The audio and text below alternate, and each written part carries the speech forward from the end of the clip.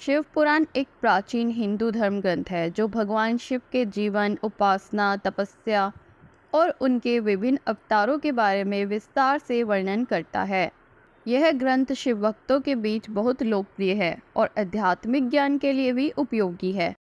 शिव पुराण में शिव जी के बारे में विस्तृत ज्ञान दिया गया है जो आपको उनके अनुयायियों के रूप में बनाने में मदद करता है।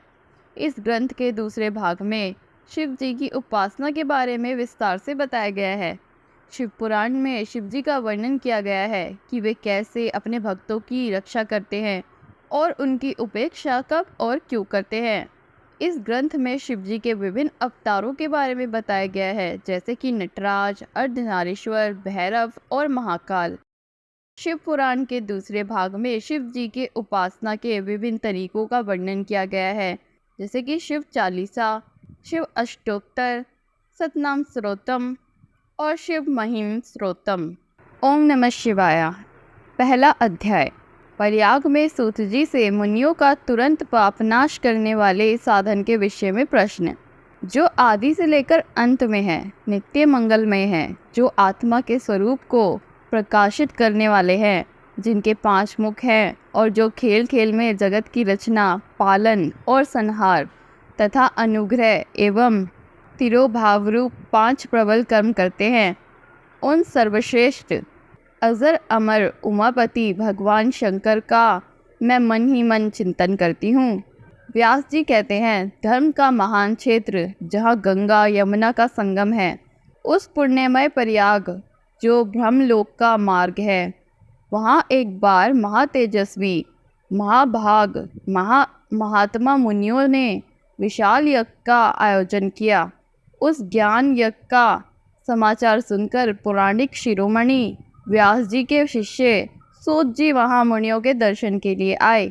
सूत जी का सभी मुनियों ने विधिवत स्वागत व सत्कार किया तथा उनकी स्तुति करते हुए हाथ जोड़कर उनसे कहा, हे सर्वज्ञ विद्वान रोमहर्षण जी, आप बड़े भाग्यशाली हैं। आपने स्वयं व्यास जी के मुख से पुराण विद्या प्राप्त की है। आप आश्चर्य स्वरूप कथाओं का भंडार हैं। आप भूत, भविष्य और वर्तमान के ज्ञाता हैं। हमारा सौभाग्य है कि आपके दर्शन हुए। आपका यहाँ आना निरर्थक नहीं हो सकता। आप कल्याणकारी हैं। उत्तम बुद्धि वाले सूत जी, यदि आपका अनुग्रह हो तो गोपनीय होने पर भी आप शुभाशुभ तत्व का वर्णन करें, जिससे हमारी तृप्ति नहीं होती और उसे सुनने की हमारी इच्छा ऐसी ही रहती है। कृपा कर उस विषय का वर्णन करें। घोर कलयुग आने पर मनुष्य पुण्य कर्म से दूर होकर दुराचार में फंस जाएगा, दूसरों की बुराई करेगा, पराई स्त्री के प्रति आसक्त होंगे, हिंसा करेंगे, मूर्ख, नास्तिक और पशु बुद्धि हो जाएंगे।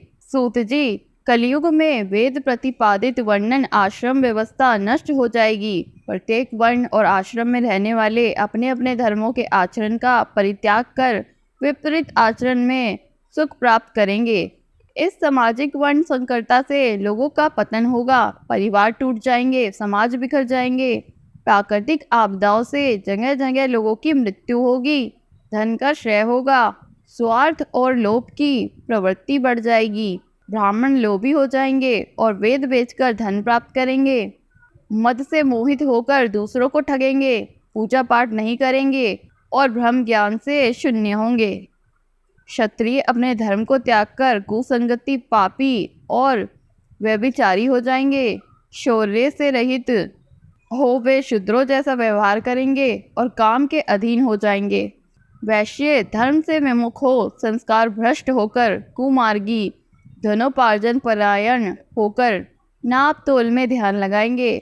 शूद्र अपना धर्म कर्म छोड़कर अच्छी वेशभूषा से सुशोभित हो व्यर्थ घूमेंगे। वे कुटिल और ईर्ष्यालु होकर अपने धर्म के प्रतिकूल हो जाएंगे। कुकर्मी और वाद विवाद करने वाले होंगे। वे स्वयं को कुलीन मानकर सभी धर्मों और वर्णों में विवाह करेंगे। स्त्रियां सदाचार से विमुख हो जाएंगी। वे अपने पति का अपमान करेंगी और सास ससुर से लड़ेंगी। मलिन भोजन करेंगी।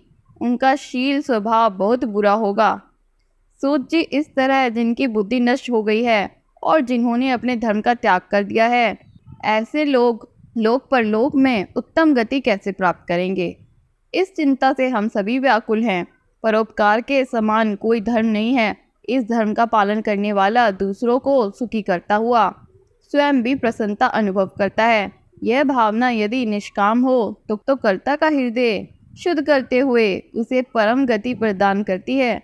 आप समस्त सिद्धांतों के ज्ञाता हैं। कृपा कर कोई ऐसा उपाय बताइए जिससे इन सब पापों का तत्काल नाश हो जाए।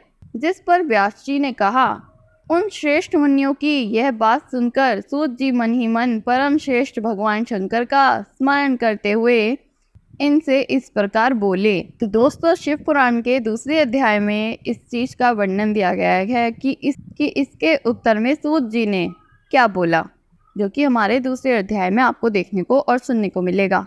दोस्तों, हम उम्मीद करते हैं कि आपको ये शिव पुराण का ये पहला अध्याय अच्छा लगा होगा। यदि आपको ये अच्छा लगा है तो हमारे चैनल को सब्सक्राइब और ऐसी और वीडियो को पाने के लिए चैनल को सब्सक्राइब और वीडियो को लाइक करना ना भूलें। ओम नमः शिवाय।